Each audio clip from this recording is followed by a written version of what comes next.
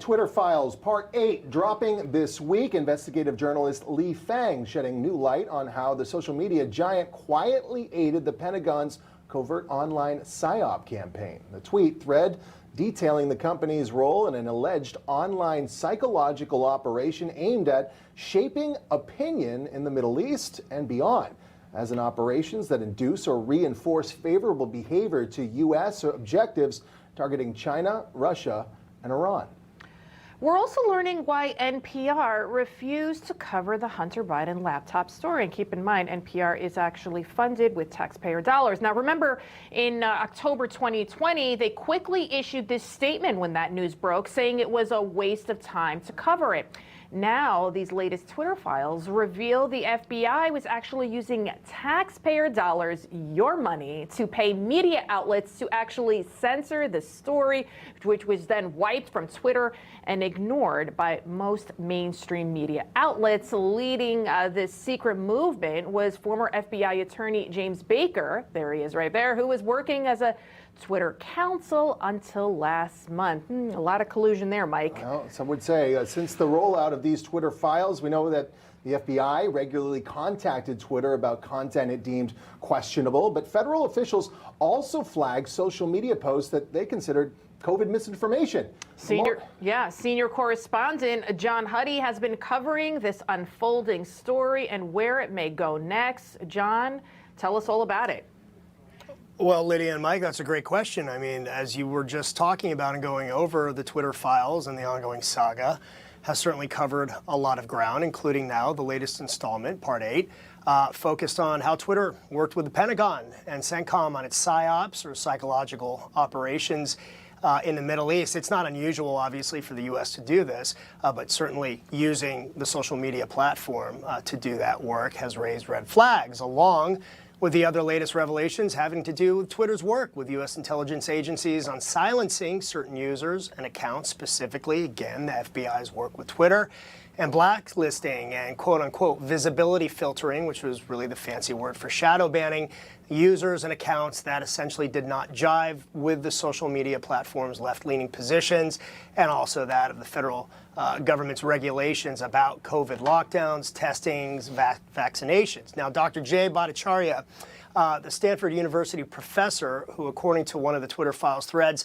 was put on a trends blacklist for his position that COVID lockdowns would harm children, is one of those people, one of the users who, in the early stages of the Twitter files, his name was highlighted. And I spoke with Professor Bhattacharya this week about the federal government using its influence and power to work with Twitter and the social media platform, silencing people with dissenting voices such as his. And here's in part what he told me about that. The purpose of the government censorship was to create this illusion of consensus about scientific, about COVID policy among scientists that did not exist.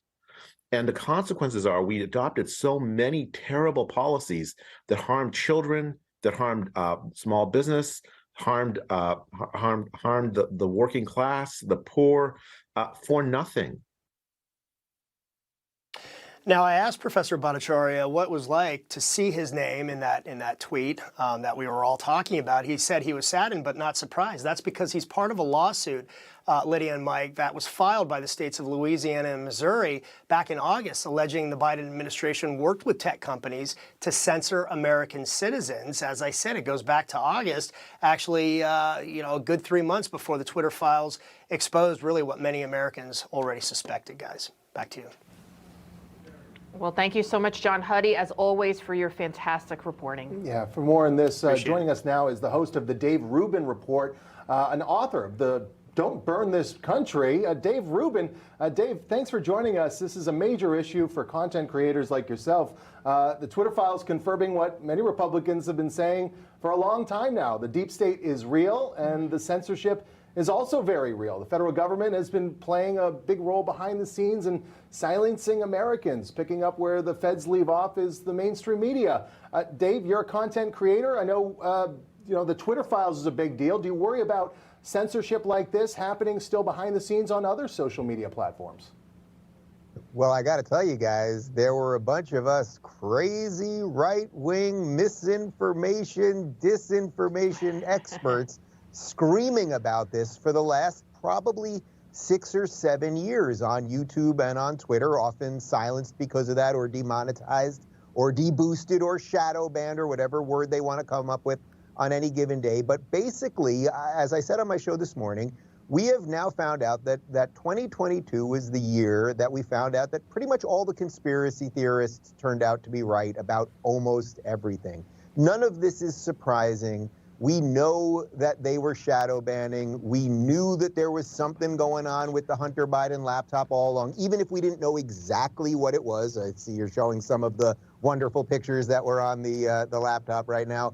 And the simple truth is that the United States government, we now have 100% evidence, was paying Twitter to look into the perfectly legal speech of certain people on their platform. Now, the FBI has responded and basically said, this is a bunch of misinformation, and this is sort of standard practice for us. We contact private companies. I didn't know that.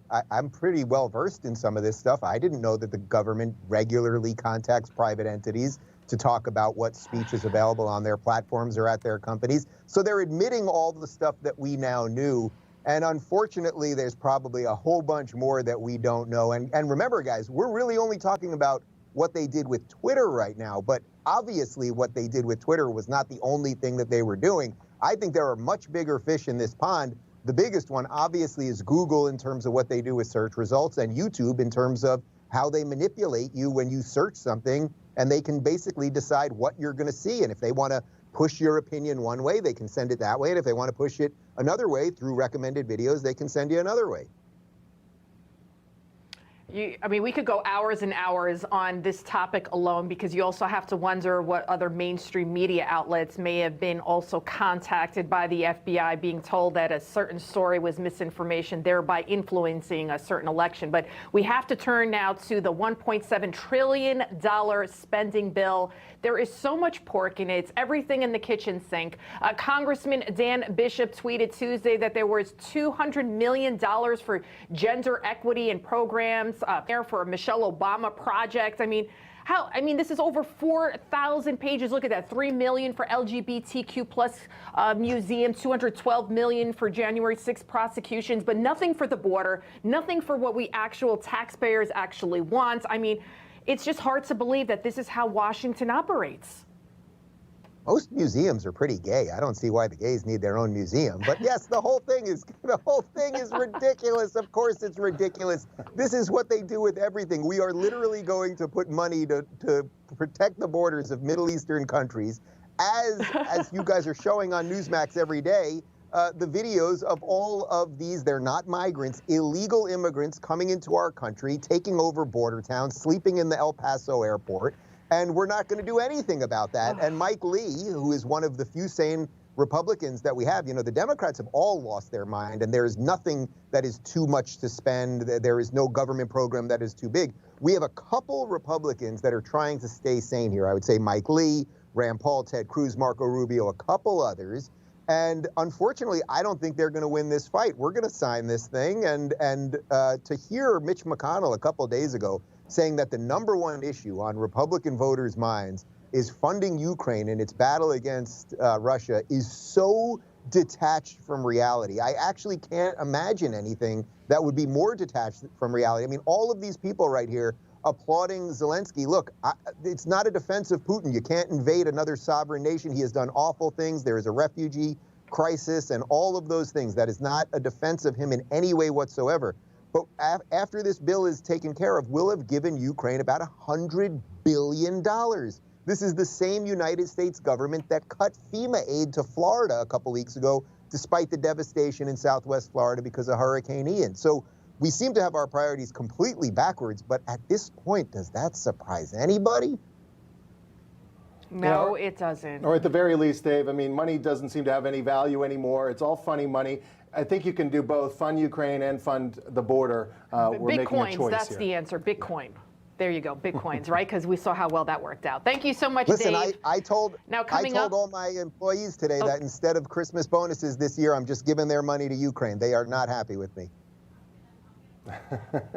Dave Rubin, appreciate your time tonight. Thanks for joining us. It is important, though, for us to back Ukraine. It is a worldwide issue. Now, No crooked establishment. None of that twisting the truth. No talking down to me. Don't tell me how to think. Don't tell me how to think. Don't tell me how to think. I trust Newsmax. Newsmax. They don't tell me how to think. They let me decide. Newsmax. real news For real people.